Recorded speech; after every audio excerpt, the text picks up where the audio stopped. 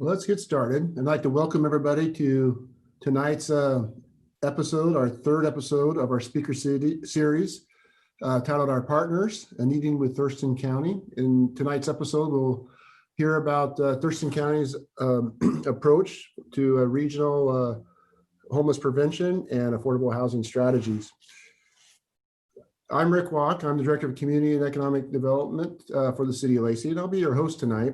And because we can't meet in person, this speaker series is on Zoom webinar, and is intended to provide information to the Lacey Community Work Group on Homelessness. The work group is a 30-member group appointed by the Lacey City Council with the charge to learn, discuss, and develop community-based recommendations on the council can consider in their response to homelessness. So again, thank you everybody for joining us tonight. And I would also like to welcome our guest speakers tonight. Our panelists include Keely Marino, who is the Thurston County Homeless Prevention and Affordable Housing Coordinator for Thurston County, and Tom Webster, the Homeless Prevention and Affordable Housing Manager for Thurston County. Keely has served our community in a number of ways through a number of nonprofits. Since 2001. In 2009, she graduated with a master's in counseling psychology from St. Martin's University and started working with houseless or at-risk youth through Catholic Community Services while maintaining a small private practice serving members of the LGBTQIA+ community. Since then, her work is centered on serving members of the houseless community, and currently she serves as a Thurston County Homeless Prevention and Affordable Housing Coordinator, a role she engages with a commitment towards compassionate and accountable responses, furthering strategies that are humane and equitable. And also we have Tom Webster. Welcome, Tom. And Tom has been with Thurston County's Office of Housing and Homeless Prevention for nearly 5 years. For the past year and a half, he has served as the manager of this office. In his current role, he manages all of Thurston County's federal, state, and local resources directed to affordable housing and the homeless crisis response system. In total, Tom has over 20 years of professional experience in affordable housing and community development. Prior to joining Thurston County, Tom worked for a national consulting firm directly supporting the U.S. Department of Housing and Urban Development's Office of Healthy Homes and Lead Hazard Control, and the Office of Community Planning and Development. So again, welcome Tom and Keely. And tonight, as in past episodes, we'll have provide Keely and Tom about 10 to 15 minutes each to provide an overview of their work and their roles for Thurston County and the community. And then for the remaining 30 minutes, we'll have a question and answer. So all the attendees tonight can, as Tom and Keely talk about their roles, you can submit questions, or you can wait till the question and answer period. But please do not, if you think of a question during their presentation, please go ahead and submit at that time, and we'll collect them all, and then I will moderate those questions to them during that question and answer period. Again, I'd like to welcome Tom and Keely, and I think Keely will lead off talking about her role with the homeless coordination and prevention, as well as the 5-year homeless plan and the supporting structures of that out there. And then Tom will follow that up with talking about the funding model and how all those services and programs are supported. So with that, again, welcome, and I'll turn it over to Keely to begin her presentation. Great. Well, thank you so much for inviting us here. It's always a pleasure to talk about this topic. It's very near and dear to my heart. Just a really brief background on myself. Some of it was captured in what Rick read about my work career here in Thurston County. I've lived here for about 20 years. I call this my home. I've raised children here. I love this community and this county very much. It's very dear to me. And then after Catholic Community Services, I was able to provide this community a service by being the director of Rosie's Place Drop-In Center and Young Adult Shelter for young people between the ages of 12 and 24 experiencing homelessness. So I have up close and personal experiences with those experiencing homelessness, especially when it comes to young people. So when I came into this position in 2019, I came kind of with that perspective, and I'm slowly moving over into government but I've been a nonprofit most of my life, as Rick said. So it's always a pleasure to speak about this topic. So my role at the county is a role that has predominantly been a contracted position.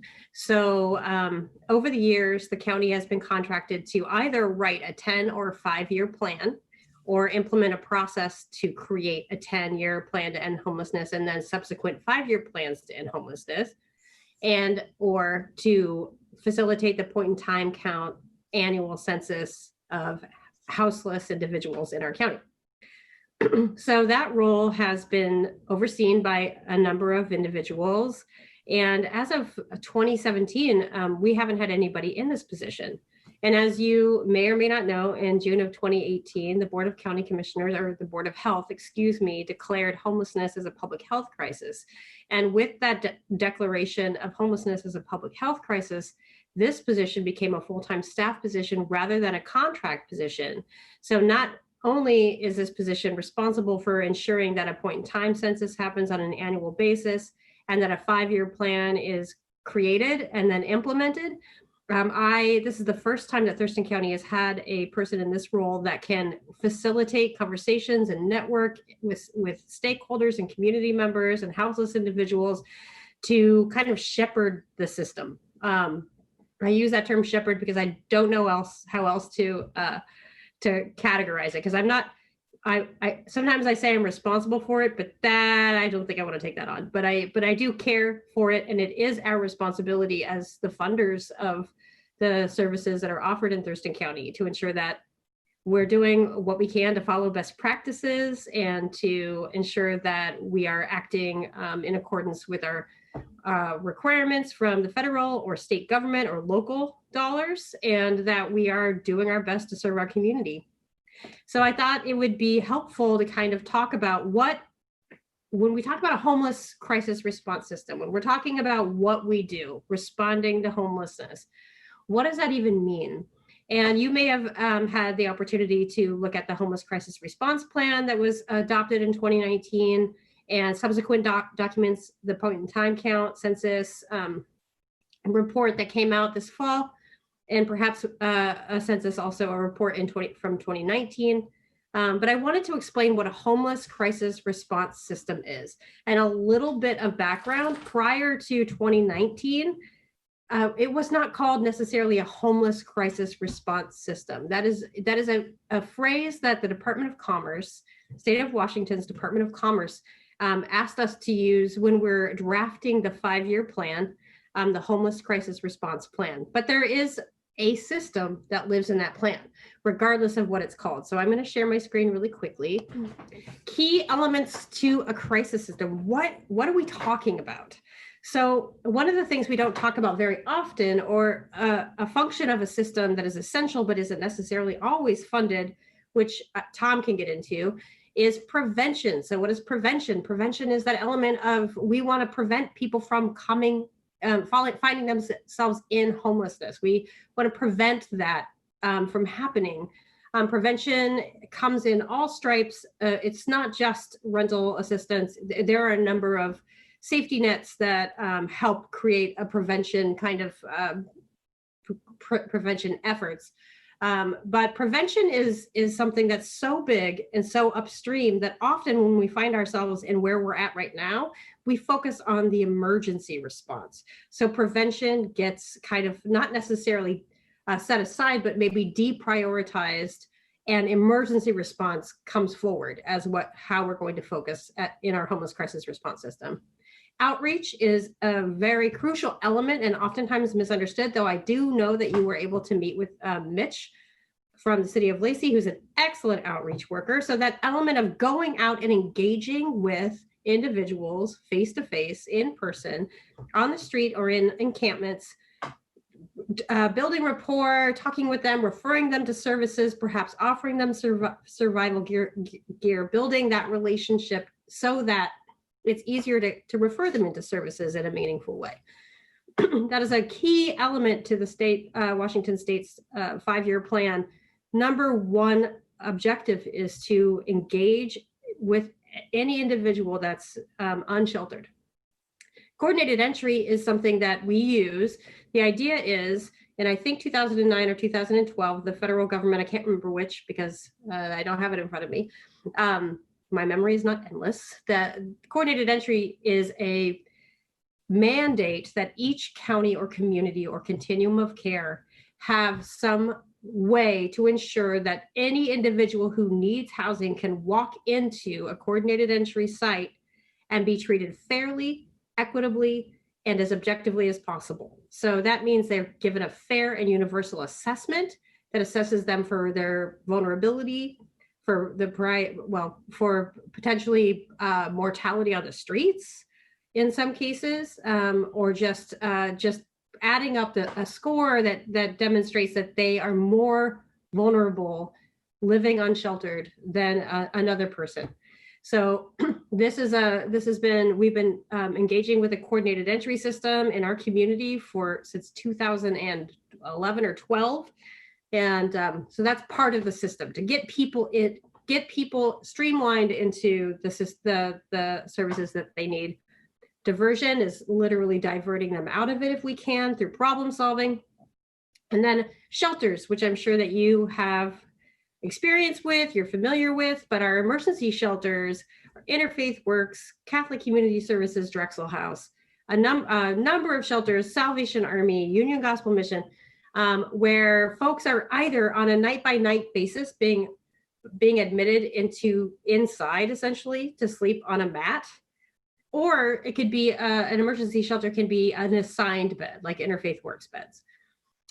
Transitional housing for youth is a very specific category, which we could get into, but any kind of intervention for youth and young adults is very specific. And I'm going to leave that there unless you have specific questions about youth and young adults. Rapid rehousing is a method that we fund these folks getting back into housing. It's for a period of time that we give them rental support to ensure stability in wherever they end up finding a place. And then hopefully at the end of the day, what we're doing is moving people off the streets or from where they're currently staying without shelter into permanent, affordable, or permanent supportive housing. So we want to move people through this system and as quick as we can into permanent housing of one variety or the other. So this is an older graphic that I think really demonstrates where we're at. I created this with Pam Gant in 2019 to really show where we're at as a county. So you can see on the far left side of the screen are a bunch of people. And at that time in 2019, we based 800 to 1,000 unsheltered individuals on the 2019 point in time count census data. And then the data for the point in time census is universally understood to be an undercount. Well, this year, if you've read the PIT report, we counted 995 total individuals, over 500 and some that are unsheltered, literally homeless. So it's easy if you even just can walk or drive through Thurston County, you know that probably 800 to 1,000 is an undercount, an underaccounting for people who are unsheltered. Then you see this arrow moving up into nightly beds available in Olympia because all of our shelter beds at this time, outside of some beds on the weekends in Lacey at Sacred Heart, they're based in Olympia, every subpopulation, every group. So they can move directly into shelter from an unsheltered circumstance. They can go through coordinated entry. They can get diverted out of the system. But let's break down two things. One, that 357 nightly beds was pre-COVID. Those beds, and it's broken down into those different kinds of shelter beds, that's absolutely a misrepresentation of where we're at. Because of COVID-19, all of our shelters have decreased their beds capacity for social distancing by about 50%. So in January of 2020, we had about 420 to 440 beds per night that were offered to our community. At this point, and we're in cold weather season right now, we have about 310, 320. So we're down about 100 beds. Then we have all of our permanent housing. And over the last couple of years, from 2018 to 2020, if you watch how people are moving in to permanent housing, they're moving in at a 2% rate. That means a person or a family or individuals are moving into our homeless crisis response system. Those who choose to engage in our system are going through the coordinated entry system and being referred to projects. 2%, 1 to 2% of those individuals or households are being moved into permanent housing any given time.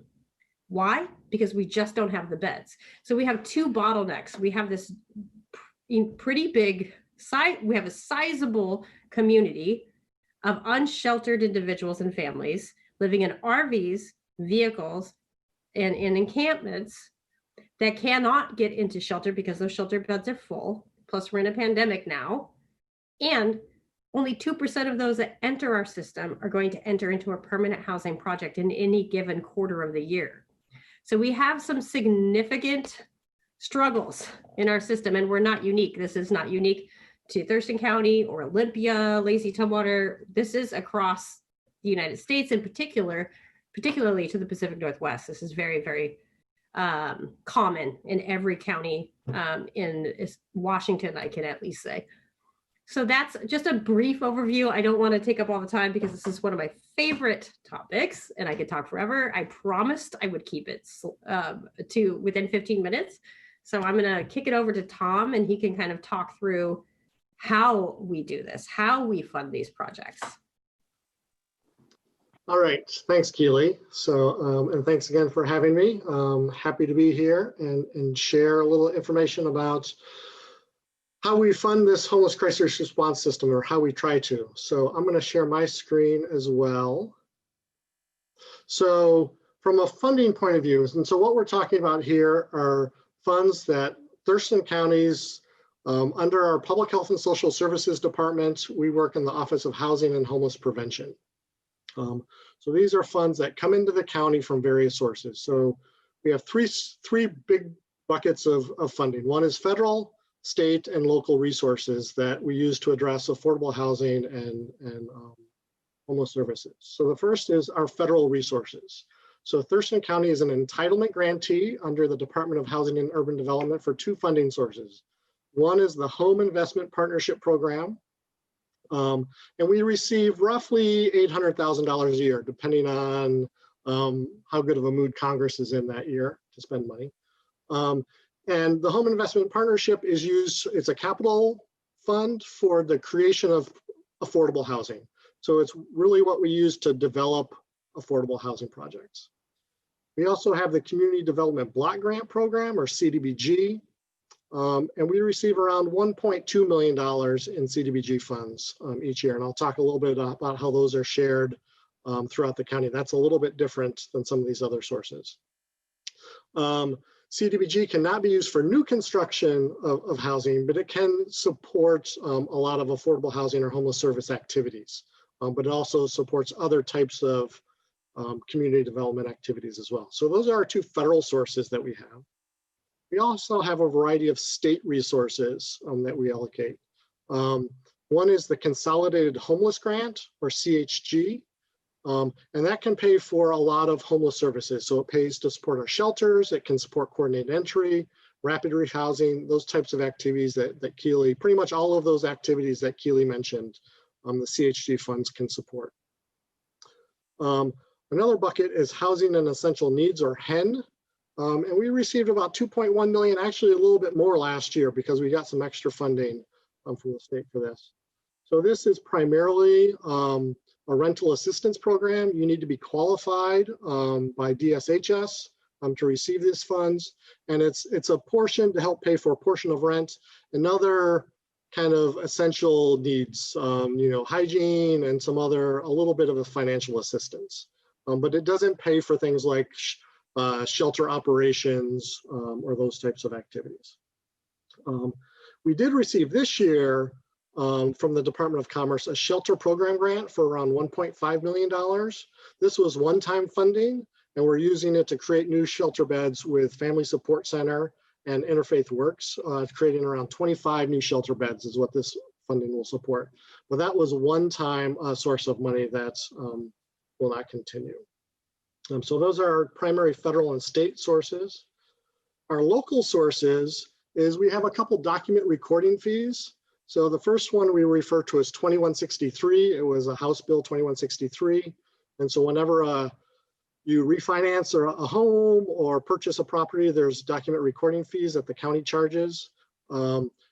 We receive around $2.3 million annually in this fund source. So this is one of our primary fund sources that really supports our homeless crisis response system. So this is one of our most flexible funding sources and can be really used to support anything under our 5-year homeless crisis response plan. We also have a 2060 document recording fee, which is smaller, only around $400,000 a year.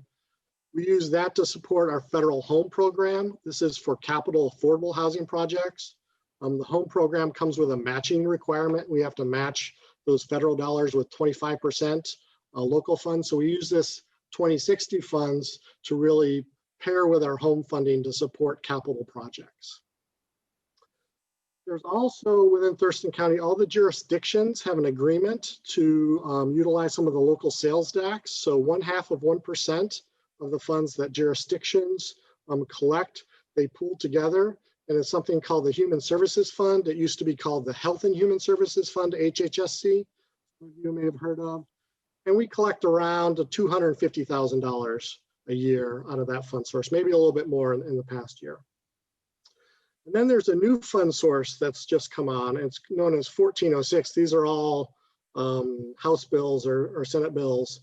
And it's allows the county to retain a portion of the sales tax that we would remit to the state, but hold on to it to spend on affordable housing. Once again, this is more on the capital side for the development of affordable housing.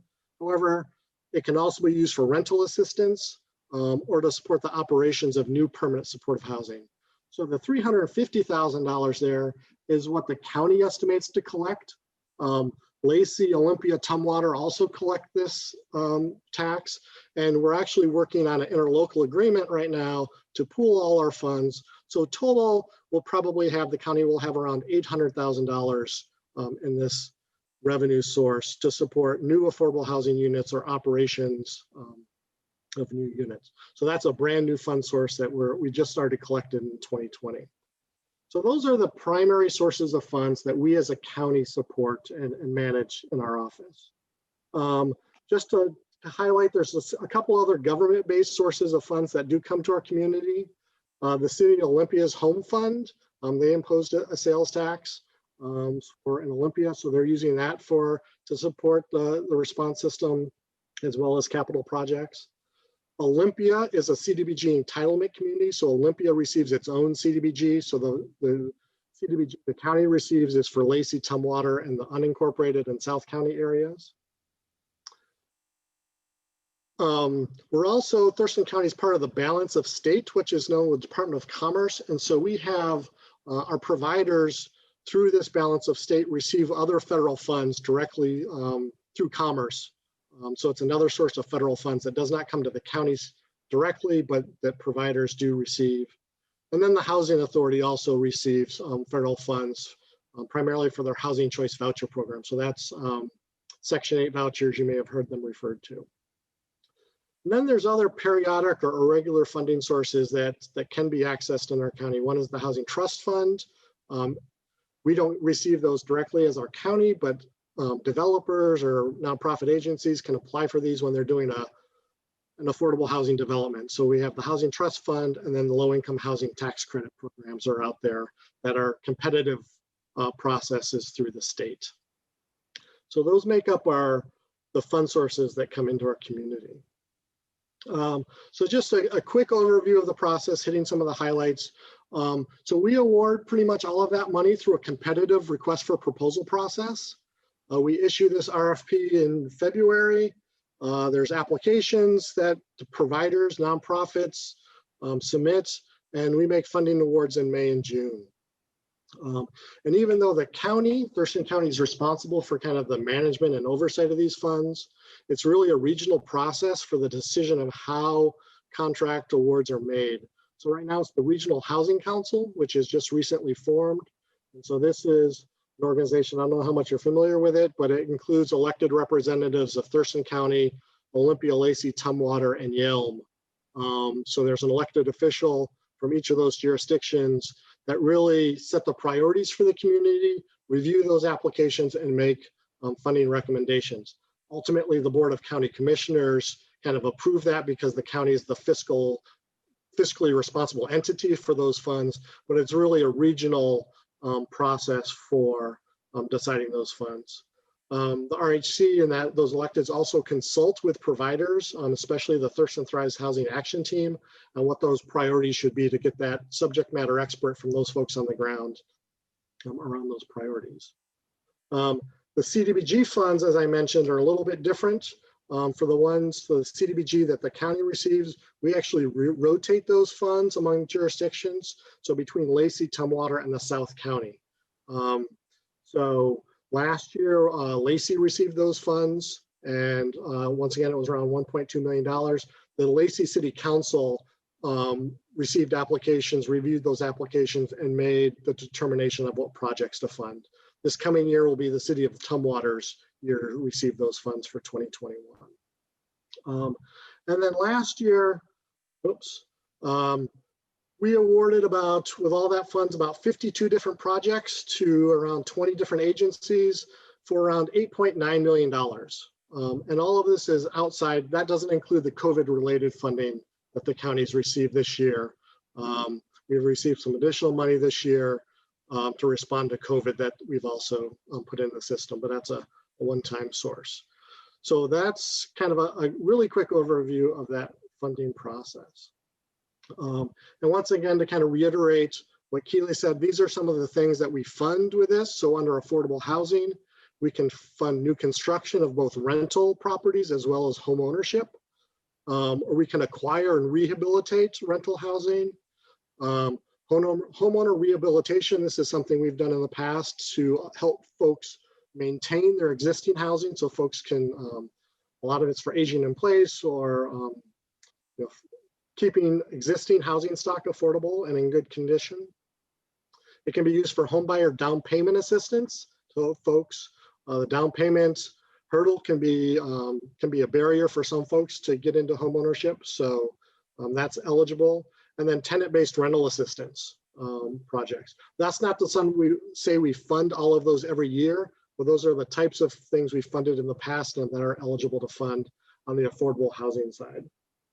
For homeless services, once again, kind of repeating a lot of those bullets that Keely talked about, what makes up our system, the emergency shelter operations, rapid rehousing, homeless prevention, outreach, case management, and coordinated entry. And then using especially some of the CDBG funds, as well as the Human Services Fund, the local sales tax dollars, we fund other community development activities such as food and meals programs. So the community kitchen, the food bank, those types of things. Emergency assistance programs, a little bit of money.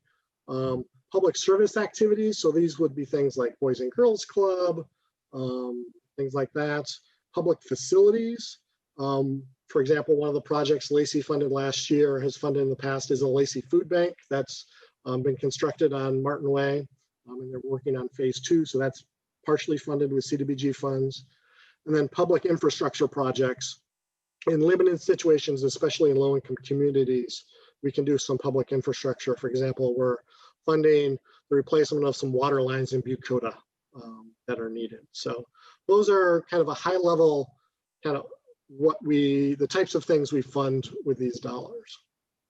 And finally, I just wanted to kind of give you a sense of what does $300,000 buy these days when we're talking about this. And some of these numbers are a little bit old. We did this a couple of years ago, but new construction costs $300,000, or basically is the cost of one unit in a multifamily rental property. So I was just talking to Craig Chance at the Housing Authority. They're looking to build, 18 units of affordable rental housing, and he's saying that the construction costs are coming in around $300,000 per unit. And these are not, large units. You purchase one single-family house for home ownership or as rental, and even $300,000 is probably a little low these days, given our housing market. It can provide around 1 year of rental assistance for 35 households. or provide 166 single-person households through rapid rehousing, housing for 3 months. Or for families, because their housing is a little more expensive, more people, around 100 families of rapid rehousing for 3 months. Or $300,000 covers about 4 months of operating costs for an emergency shelter. It's maybe a little under $1 million a year to operate an emergency shelter, depending on the size. But that's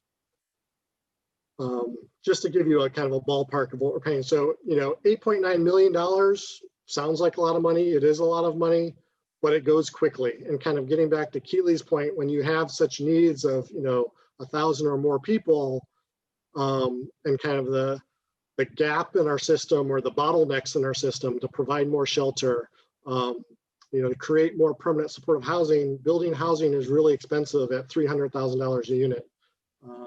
So creating that additional capacity to address those bottlenecks becomes a real challenge. And so funding all of those elements of the system is what we try to balance with the funds that we have.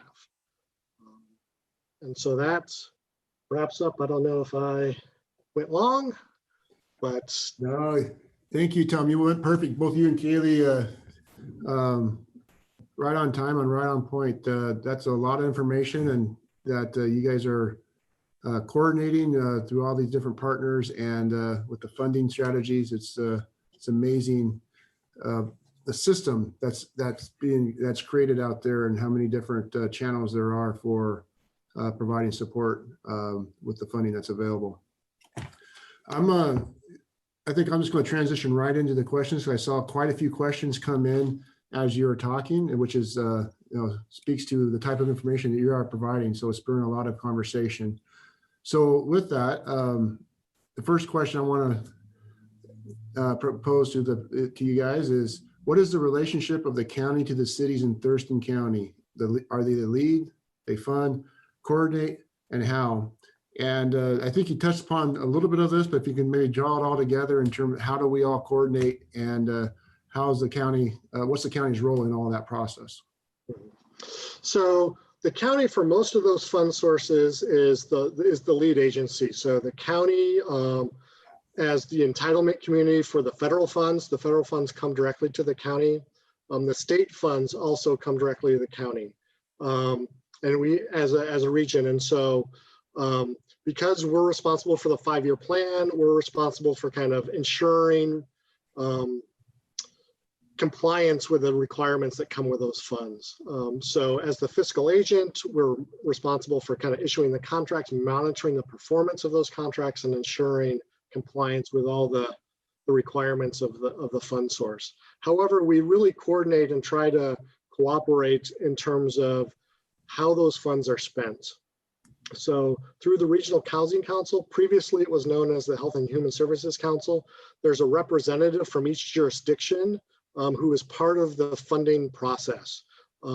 So there's an elected representative who is looking at what are the priorities for our community and determining what those priorities are as we put out that RFP, and then reviewing those applications and making those recommendations to the county on what projects to fund. So it really is a collaborative process in terms of how we identify what the needs of the community are and how we spend those funds. That we do that as a region, and each jurisdiction has a role in that process. But once those decisions are made, then the county takes the lead in kind of writing the contracts, paying the bills, and then just monitoring and overseeing compliance with the program rules. Do you have anything to add, Keely, or? Well, I'm trying to think of a different angle to answer that question. And one thing I will say is, in the history of the Regional Housing Council and the Health and Human Services, all of that over the last couple of years, the county, the cities were meeting for a period of time together in an ad hoc committee, the Urban Cities Ad Hoc Committee, starting, I believe, in 2018 to discuss homelessness, housing, affordable housing, et cetera. And it was in June of 2019, July of 2019, those 2 months where the county was invited to the table. So I feel like from the relationship side of things, the county and the cities work very closely together, especially since I think just time in memoriam, but around homelessness, it really galvanized in the summer of 2019 and is moving forward from that point. So I see like from the contractual side of things and the way that the interlocal agreement works for the RHC, the county takes the lead. But in terms of our relationship building and how we're addressing this regionally, we're coming to the table with our partners and seeing each other as partners. Great, thank you. There was one request in here about they would requesting the information about the various fund sources. That gives me a good segue just to, I forgot to mention earlier, is we will provide copies of the information, the presentation tonight, as well as there's some information on the funding sources and what they can be used for, the restrictions on those funding sources. So we'll make sure we provide that to the work group after the webinar tonight. The next question is, isn't it dangerous to have housing for youth or minors and adults in the same place? Aren't minors treated differently? And Keely, maybe you can talk a little bit about, there's several different demographics of the unhoused, and that includes single adult males, women, families, unattended minors and young youth or young adults. And if you could talk about how that is navigated in the service providing world. Absolutely. So we generally in homeless crisis response systems break things into 3 categories, but there's of course more than that. And those subcategories are families with minor children, youth and young adults, and then single adults with no children, couples with no minor children. So within the youth and young adult population, when I mentioned that Rosie's Place, or when we were running that when I was running that operation, that 12 to 24-year-old time span, that was during the day. So there are 2 different types of sheltering for young people. There are crisis residential centers or foster care or a number of options for young people under the age of 18. So the Haven House is also in operation with Community Youth Services, which is a crisis residential center. And that's for young people between the ages of 12 to 17. That is a licensed facility that has very strict requirements on how it is operated. If anyone knows anything about licensing under when we're dealing with young people under the age of 18, it's very regulated. Some crisis residential centers are secured. The one in our community is not secured, meaning we don't lock it down. That is not how we operate our crisis residential center. So that is the shelter for 12 to 17-year-olds within our county. It's time limited, it's licensed, it's registered, like there's a lot of regulations. Young adult shelter served young people 18 to 24. So under no circumstances are young people under the age of 18 housed in a shelter with young adults, 18 to 24. Rosie's Place Drop-In Center was, during the day, before pandemic, a place where anyone between the ages of 12 and 24 could come, get some food, use the restroom, take a shower, engage with case management services. So just to clarify, there's no co-housing with people that are minors with young adults or adults unless they're part of a family.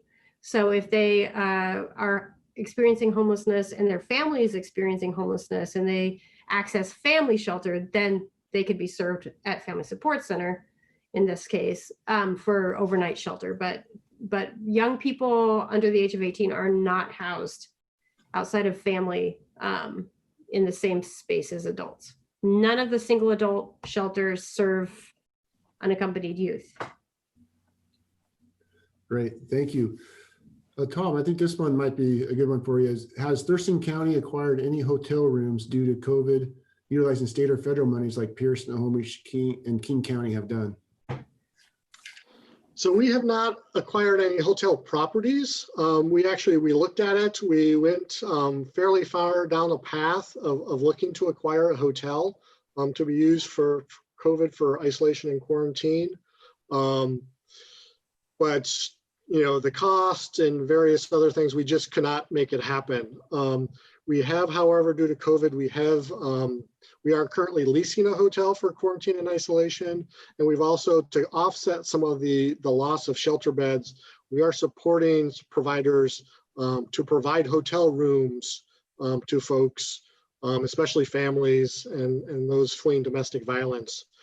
So we're paying for hotel rooms as part of this pandemic to keep people safe, but we have not been able to acquire one. It's something we looked at. We were hoping to be able to do that, but just the availability of hotels in the area, the cost, and what the what funds we could pull together. Some of the federal funds we were hoping to use were not eligible to be used for that acquisition. So we weren't able to make it happen, but it was something we looked at. Great. And I think this next question, Tom, goes to your slide about the cost, the $300,000, what does that get you? But this one is related to the project building 25 new beds with a $1.5 million grant. Comes out to about $60,000 per bed. And why is it so expensive to build shelters or the housing models? Yeah, and so that's that 1.5 million is both a combination of creating those new beds. So there's a combination of both capital cost as well as operating cost to support those beds. So the grant actually allows up to $10,000 per new bed created. And so some of this is you're creating out of new space. So it's not necessarily kind of new construction. Family Support is renovating some space they actually have already to do that. But a portion of that is also for the operating costs to operate that bed for the next 2 to 3 years. So that's not all capital costs going into that. Yeah, and that poses a good follow-up question too, is, once you do use funds to build a new facility, there is that operational cost. And Keely, can you talk a little bit what goes into that operational cost and what does that look like on an annual basis? Sure. So in order to facilitate a 12-hour-a-day shelter 7 days a week with 2 staff on at all times, it's at the minimum $400,000. And that's facilities and staffing. And the reason why it's so expensive to operate a shelter is because of the staffing costs. You need trained staff. You need them 24/7 right now, because a lot of our shelters have moved from only being a 12-hour shelter or a 10-hour shelter to a 24/7 operation. So you need staff on site who can have line of sight supervision to to ensure that if there are situations that can be de-escalated, that they are de-escalated, to mitigate tension or conflicts with neighbors if necessary, to reduce numbers of calls to service to police or law enforcement. So staffing is by far one of the most important parts of sheltering to ensure that it's as safe as possible, and is by far the largest cost. So for instance, this year when we had to reduce the number of beds because of COVID-19 to maintain social distance between individuals in congregate shelter, many of our shelters moved, or one of our shelters in particular, moved from a almost entirely volunteer model to a staffed model, which means that even though they reduced their numbers significantly, they had to increase their costs significantly because they had to hire staff for safety. And then other shelters that operated on a 12-hour basis only moved to a 24/7 model, which increases that cost but twice over. So a shelter a 24-hour shelter at the minimum with minimum level of staffing for safety is $600,000 to $800,000 a year, regardless of the number of beds. So that could be for 20 beds or 15 beds or 40 beds. Once you increase the beds, you have to increase your staffing capacity to ensure safety. So sheltering is extremely expensive. And ideally, we diminish the need for that over time, but currently the need for that is very great. Of course, we'd like to spend that money on permanent housing, permanent supportive housing, and affordable housing units. But at this time, we're mitigating a crisis of individuals experiencing unsheltered homelessness. Thank you. With all the funding and expenditures over the last couple of years, Tom, is there a source or a document that shows the expenditures from all these funding sources and where they went to? That's a good question. I saw that in a moment of panic. So we do a couple different things. We could probably do a better job of putting it in one consolidated document. So we're required to do an annual action plan for HUD for our federal sources that outlines how we spend those sources. So we do an action plan that says what we intend to spend them on, and then what's called a CAPER, or Consolidated Annual Performance and Evaluation Report, that talks about how we spent those dollars. And so that includes, even though it's primarily around our federal resources, it includes our state and local resources as well. We talk about our local kind of what we funded as part of our homeless crisis response system in there. So those are both available on the County Office of Housing and Homeless Prevention website, which is being updated. I promise it's a little bit old, but it is being upgraded here shortly, hopefully. So that's kind of one document that we're required to provide to HUD.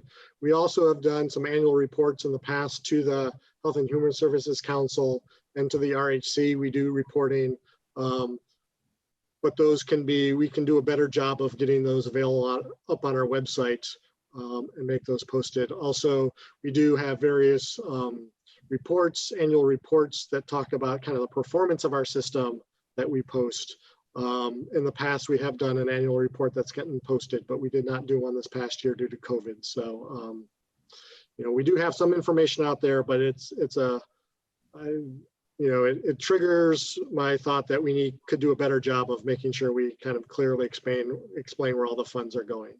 We do announce those after the RFP. We put out a press release and list all the fund awards that we do make. They're part of the Board of County Commissioners public record. We go to the county commissioners, ask for approval of all those contracts. But I think we could do a better job. Great, thank you. All right, this next question relates to HUD and or state funding or other federal funding sources. Are there performance goals or expectations that have to be met in order to be funded? And for example, are there expectations of number of houses built, number of people housed, people employed, or number of exits from homelessness? And I don't know, Keely or Tom, you want to touch that one? I'll start on it and Keely can add to it. So for our federal sources, no, there are not any performance requirements. We're an entitlement community, which means we automatically receive those funds based on a formula of population and percent of people in poverty and our homeless count and those types of things. We do report, as I said, we do have to report to HUD on kind of how we spend those funds, but there's not any performance requirements. With the state funds under the Consolidated Homeless Grant, there are performance measures that we get tracked against. So there's 5 key ones that we get measured against in terms of length of time, returns to homelessness, and a couple others Keely can probably help me recite. So we do get tracked on those and measured. Theoretically, we could lose funding for poor performance on there. It tends to be more, we work with Commerce to identify where we have shortcomings, and we try to make progress every year on those. So, in theory, a jurisdiction could lose funding from the state for failure to meet those performance measures, but it's more of a, at this point, the way Commerce is structured, it's a goal, it's something we're working to, it's something to measure progress against to track our performance. So to date Commerce has not used it as a punitive measure, but more as an incentive and encouragement to try to improve performance. So through those Consolidated Homeless Grant, we include those in all our contracts. We include those in our 2163 contracts with service providers as well. So there are those measures that we're looking at that we do. And I don't know, Keely, if you can talk about those a little bit more. No, I think you pretty much covered it. And I'd have to go back and actually look at the document because I don't keep all those things in my head at any given moment. But I know that length of time, returns to homelessness, and then the number of unsheltered individuals entering into the system and getting into permanent housing, for instance, would be some of the things that they're measuring in terms of performance measures. But they are keeping track of other like demographic information that aren't necessarily used as performance measures at this time. However, there are particular grants that have been awarded, a pilot program that Family Support received from the State Department of Commerce around diversion with the intent of ensuring that target populations, particularly Black, Indigenous, and people of color are being prioritized for certain diversion funds. So there could be grants that are designated for specific target populations outside of what Tom has already mentioned, that would become performance measures. And the other thing I would add, which is a little bit of a tangent, is that we haven't mentioned is, especially with the CHG, the homeless program, there's a heavy emphasis on data collection. So there's something known as the Homeless Management Information System. So all of our providers are required to enter data into the system that is managed by the Department of Commerce.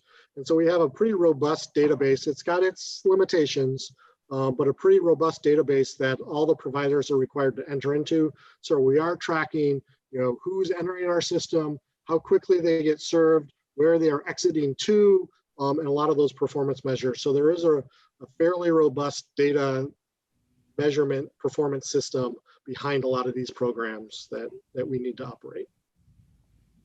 Great, thank you. This next question, I'm thinking it might be related to, I think the slide you had, Tom, that showed the basically the three different pots of where the funding goes to shelter, emergency shelters, to services or basic needs, and supportive housing. But the question here is, seems like a lot of projects, but don't they dilute the funding through inefficiencies? And if I didn't get that accurate, Ed, if you want to submit another question to clarify, please do. But I guess the question is with all the different funding sources and projects, are there inefficiencies in that model? I think this is a peanut butter question, Tom. Yeah, it is. And this is a question that the elected officials and staff, we struggle with and try to find the right balance. There are a lot of funding sources that do have a lot of different requirements. And so we are funding a lot of different types of programs. Especially that Human Services Fund. We're really funding, multiple programs that are smaller amounts of money to some of our agencies, Rochester Organization of Families, Food Bank, Community Kitchen. So there are some projects that do get smaller amounts of money. And so there has been this tension of, do we fund a lot of organizations with a smaller amount of money, or do we put our money and consolidate it into some larger projects? And we've tried to find the right balance. But one of the things you notice from that system is there's a lot of bullets, there's outreach services you're trying to provide, and we're shelters, and we have shelters, as Keely mentioned, for young adults we need to fund, and the families, and for single adults. So multiple shelters we fund for single adults. And then there's rapid rehousing projects. So there's lots of different activities for different populations that we're funding. And so it ends up being, and then there's capital projects that we're funding. So with all the different types of activities and all those bullet points, there are projects in there that do get funded, but it is something we're constantly looking at and trying to find the right balance of not trying to leave a big gap in the system to say, well, oh, we're going to put all our money into single adult shelter and really fund that really well and leave a gap in our youth shelter system or not have sufficient outreach or prevention dollars. So it is a balancing act that we try to meet. And so I think we do a pretty good job of that with some, our key projects are larger contracts, in the $100,000 to $350,000 range. And then there's a series of smaller contracts that are, $20,000 to $50,000 range for several programs to make sure we're meeting the needs of our community. So we try to have that balanced approach, but it's something we're constantly looking at. Great, thank you. But this next one's the big question, I guess, because as you guys are, working at the county or the regional government level, you have to work with all the local jurisdictions. And this question is, what is your view of the different policy principles of Lacey, Olympia, Tumwater, and Yelm in relation to housing and homeless response? I'll take it. Yeah. Go ahead, Keely. Every community, let me back up. So I've lived in Olympia the entire 20 years. I've been really immersed in Olympia community. Every work I've done has been really Olympia centric until I started working at the county. And so I've had the unique experience of being able to kind of touch in with each of the jurisdictions, some more than others, and get a sense of where each jurisdiction is coming from. So what I do know is that every jurisdiction has a very unique relationship with their residents. They understand the nature, the culture. Every jurisdiction has its very unique culture. It has its own dispersal of homeowners versus rentals. You've got, in Lacey, you've got JBLM, and so a lot of military families. You've got the highest rate of houseless families in the North Thurston School District, and so you have a lot of emphasis on veterans and on families in the school system. And then Tumwater has its not preferred. I don't mean like they're choosing from a menu, but what the community brings forward as priorities, each council and jurisdictional staff body takes very seriously. And so what I will say is that, there are particular things that each community is focusing on. And I think that it's vital to understand that, because each community has its strengths. So Tumwater really, has a lot of, is working really closely with families with children in schools through Together. And they spend a lot of time thinking about young people experiencing homelessness. Lacey has veterans and families experiencing homelessness. And the bulk of our county that's dealing with single adult homelessness would be Olympia. So that isn't just because Olympia is like, we'll take all the single adults, which is 68% of our homeless people entering our homeless crisis response system or over the age of 18 and do not have children. So it's the largest portion of people experiencing unsheltered homelessness, and the services for that particular group of people are all pretty much centered within the city of Olympia, not necessarily by choice, but by how it's all shaken out. So I think that in my personal opinion, operating a homeless crisis response system, capitalizing on each jurisdiction's particular strengths is where we start, and we start strong. So Lacey's done a great job with the Vet Hub and with North Thurston School District, with the Family Resource Center, and then their food bank. So just capitalizing on the strengths of each community and understanding at some point the wealth has to be shared throughout the entire county when it comes to single adult homelessness. That is a very large population of people that one jurisdiction probably can't carry all of, if that makes sense, in terms of projects. Great, thank you, Keely. This next question, I believe, is in context to, it refers to what happens after December 31st. I'm assuming that's in context to, that's the current expiration date of the moratorium on evictions. And we also have all the various COVID relief funds going towards rental assistance, and that all coming to conclusion. So the question is, what happens after December 31st? Are we going to see mass homelessness? Many more people living out, put out in vehicles? Does the county have a plan, or the region have a plan for 2021? So a couple things on that, in that question. So we do have some funding. So one pot of money that I did not mention, so I didn't talk about the COVID funding the county has received. So the county has received a substantial amount of COVID related funding, and some of that through the Department of Commerce was for the Eviction Rent Assistance Program, the ERAP program. So that was around $3 million that went into rental assistance. That program is ending here in December.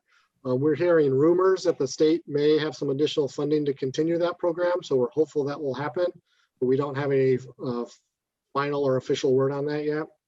But one source of money that we did receive was something known as ESG, or Emergency Solutions Grant. This is also a federal fund source via the Department of Commerce.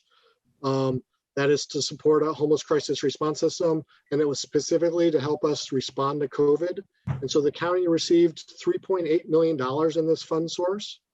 So one of the things we've done since April, with some other funding we've received under the CARES Coronavirus Relief Fund, is we've really used some of the money we received to stand up or support our shelters respond to COVID. So Keely talked about the loss of shelter beds and the increased costs going 24/7.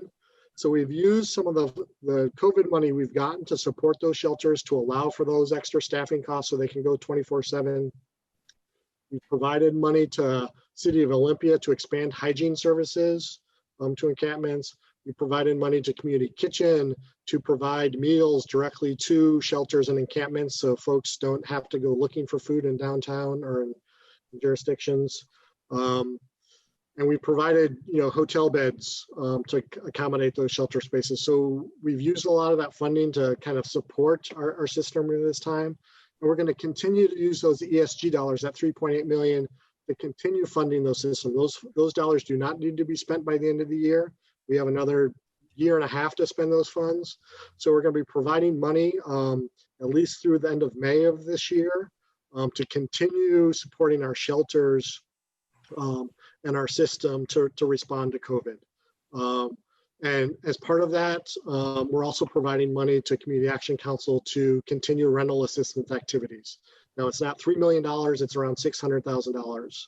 So we're hoping also to use some of the 1406 money that's coming in that can be used for rental assistance to supplement some of the rental assistance needs. So, so our system will not collapse on January 1st. We're continuing to fund the increased need in our system. We're hopeful the eviction moratorium may be extended past January. We don't know that, or at least I haven't heard the latest from the governor. So we do have a lot of concerns once that eviction moratorium ends, what will happen. That is certainly a concern. But at this point, we are able to continue funding our expanded capacity to respond to COVID for at least another 6 months. And if Congress passes some additional money and CARES 2 and additional money comes into the county, we'll look and allocate those as efficiently and effectively as possible. Great, thank you. I just realized I got engrossed in the conversation that we are actually past the 7 o'clock hour. We still have a few more questions, and out of respect to our panelists, you want to see if we can answer a few more questions tonight, and then we can wrap up? Sure. Sure, that works for me. All right, so this is a question we've got probably more than we can get to tonight, so I'm just going to pick a few questions that kind of hit tones that we haven't really talked about. There's one question that came in about shelters, and the question is, why are all the existing shelters located in Olympia? And are there any interests or plans for shelters or mitigation sites to be located in the county outside of Olympia, especially in the Northeast County or Lacey proper? And I would assume too, that would also be curious about any plans in the Tumwater area as well. I feel like there's two answers to that question.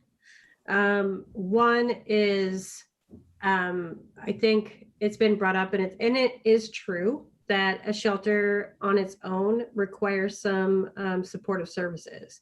So in Olympia, let's say if it were pre-COVID and there was a 12-hour shelter for any subgroup, any subpopulation, then there was also access within downtown Olympia to meals, potentially to showers, potentially to other services during the day that can meet the needs of individuals who are needing shelter and are staying in any given shelter. So there is an argument that there aren't those kinds of supportive services in other parts of the county as there are in Olympia. So that's one aspect of it. The other is, I think that, and I'm going to get real controversial here, I think that there's a misunderstanding of, or an exaggeration of the idea of if you build it, we will come. And or they will come. So if you build a shelter, then it's just going to cause a mass influx of individuals that are seeking shelter. Two things to that. Number one, if I'm talking to a person in Yelm who's from Yelm, or a person in Rochester who's from Rochester, who knows that community, has roots in that community, knows where to get food in that community, may have family in that community, they don't want to come to Olympia. They don't want to hop on a bus and come to shelter in Olympia to then take a bus and go back to their home community to see the people that are important. That's a big sacrifice. And so if they had a place to stay in their home community, my argument would be that they would stay there. And secondly, I was going to say something and I got distracted. So hold on, it's going to come back. I promise you. Oh, yes. So with the COVID funding, one thing that we found is that people are really resourceful. If you or I found ourselves suddenly without a home, if we did not have a safety net, we'd have to get real creative, real quick about how we're going to survive. And so if there are no shelters available, people will find a way, and it will be in encampments, and that it will be unmanaged. And we're seeing that all over the county. So arguably, it behooves the county to come up with solutions in areas where people are already congregating to get people inside. And the state of Washington's goal for the 5-year plan was all people living outside sheltered inside. They want everyone inside who can come inside. And so I think that we need to really think about like what really need to take apart a little bit, just piece by piece, the thought of if we build it, they will come. The way people are committed to their home communities, and also resourcefulness of individuals experiencing stress and displacement. Thank you, Keely. Let's see, it's an interesting question. Has consideration been given to the extremely affordable pallet personal shelters as a solution for cost-effective shelter provision? Yes, we have in 2018, the pallet shelters came up and did a demonstration project for the Hazardous Weather Task Force at the Board of County Commissioners Courthouse. And we really appreciated them coming up and demonstrating their shelters. However, we've seen a number of demonstrations of affordable homes or houses or shelters that can be built. Currently in the mitigation site in downtown Olympia, they have 3 or 4 different structures that they're trying out to see which one is most cost effective, which one actually works, which shelters can withstand the elements here in the Pacific Northwest. And the pallet shelters were, if I remember, and I could be wrong, but in 2018, my understanding was each pallet shelter would cost about $2,000.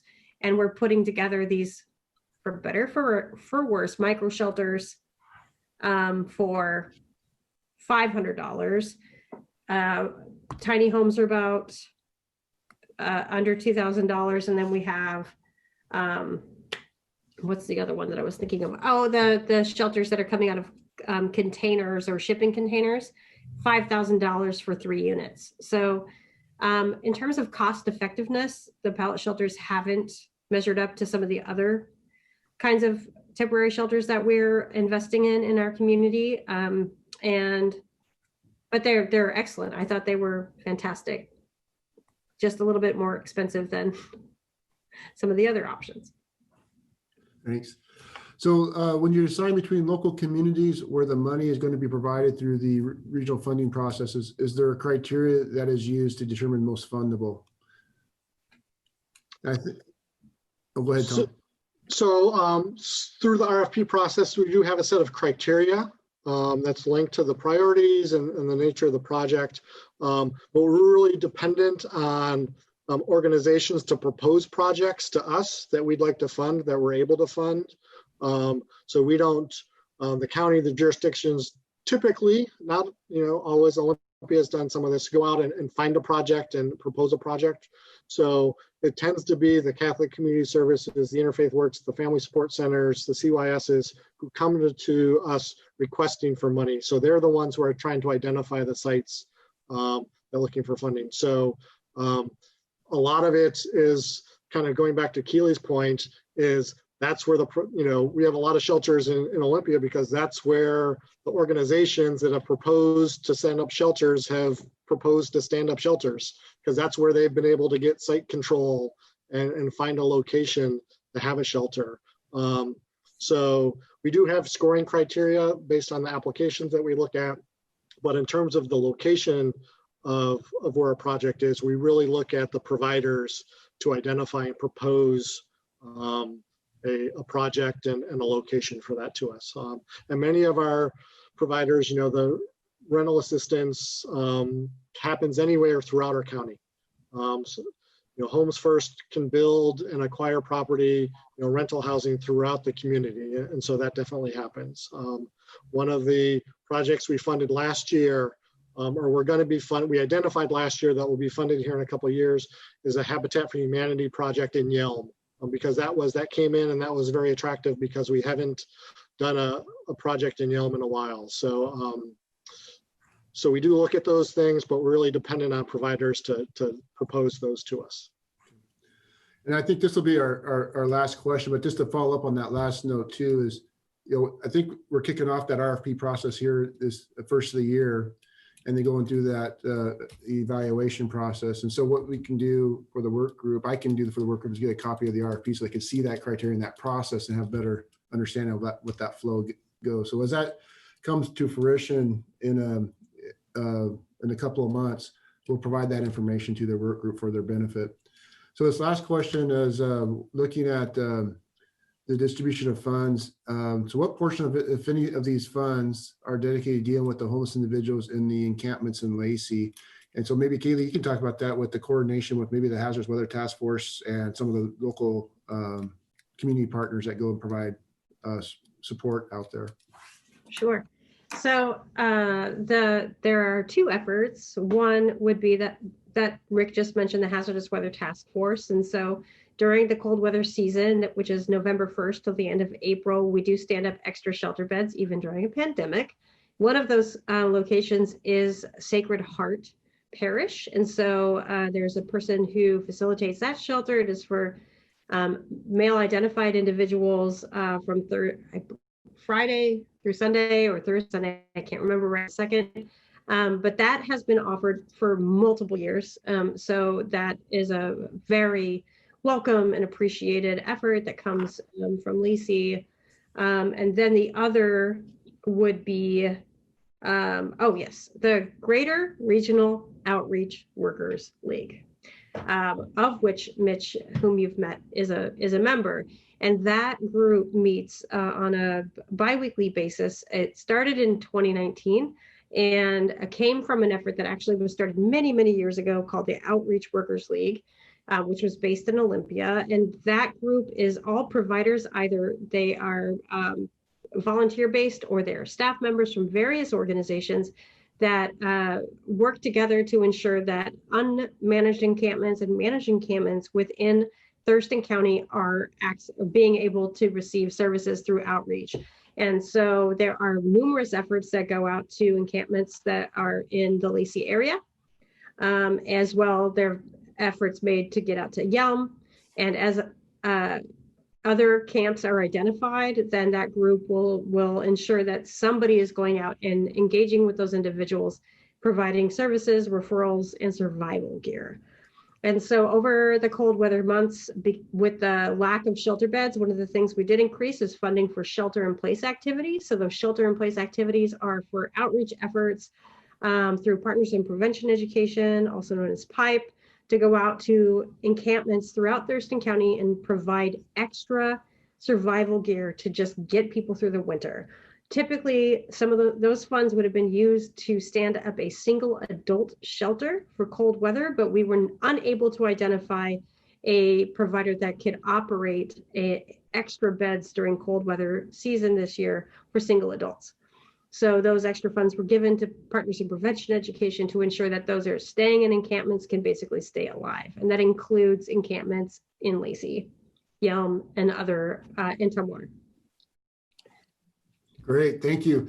And I'm gonna wrap it up there. I know there's a few more questions in the question and answer chat box, but for respect to time, and we're 20 minutes over our scheduled webinar, so I want to let Tom and Keely have the opportunity to go on with their evening. So I do want to appreciate all the information you guys have been able to provide. Fantastic conversation. I also want to thank all the work group members that attended and the level of engagement and questions.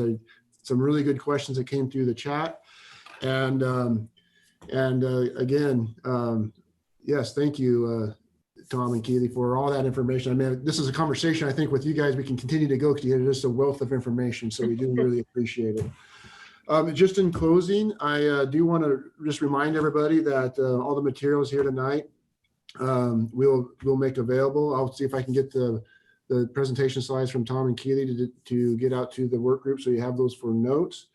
We will also, some of the questions that we weren't able to get to, we'll maybe provide some written responses to them so that we can at least get them addressed. I think there are still some good questions in there. And also work group members, please remember to fill out your learning reflection document. The link was provided to you in the invite to this webinar and is also up in Basecamp on your to-do list. So with that, we'll draw this webinar series episode number 3 to a close, and want to thank our partners, Thurston County and Tom and Keely especially, for joining us tonight and providing us all this valuable information. Thank you. Okay. Thanks for having us. Thank you.